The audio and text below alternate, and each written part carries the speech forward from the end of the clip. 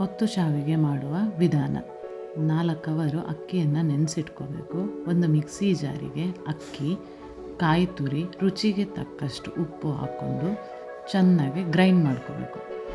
ಒಂದು ಬಾಣಲಿಗೆ ರುಬ್ಬಿಟ್ಕೊಂಡಿರುವಂಥ ಹಿಟ್ಟು, ಸ್ವಲ್ಪ ನೀರನ್ನು ಸೇರಿಸ್ಕೊಂಡು ಸಿಮ್ಮಲ್ಲಿ ಚೆನ್ನಾಗಿ ಬೇಯಿಸ್ಕೋಬೇಕು. ಆದಷ್ಟು ಸಿಮ್ಮಲ್ಲೇ ಚೆನ್ನಾಗಿ ಕೈ ಆಡಿಸ್ತಾ ಇರಬೇಕು, ಇಲ್ಲಾಂದರೆ ತಳ ಹಿಡಿಯುತ್ತೆ ಮತ್ತು ಗಂಟು ಕಟ್ಕೊಳ್ಳುತ್ತೆ. ಈ ಹದಕ್ಕೆ ಬೆಂದ ನಂತರ ಹಬೆಗೆ ಒಂದು 20 ನಿಮಿಷ ಬೇಯಲಿಕ್ಕೆ ಬಿಡಬೇಕು. ಸ್ವಲ್ಪ ನೀರನ್ನು ಕುದಿಯೋಕ್ಕೆ ಬಿಡಿ.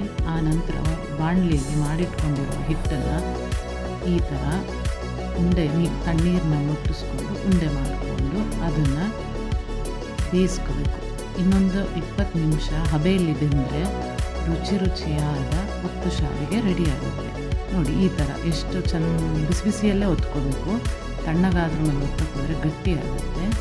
ಬಿಸಿಯಲ್ಲಿ ಒತ್ತಿದಾಗ ರುಚಿಯಾದ ಒತ್ತು ಶಾವಿಗೆ ತಿನ್ನಲು ಚೆನ್ನಾಗಿರುತ್ತೆ. ಒಮ್ಮೆ ಟ್ರೈ ಮಾಡಿ.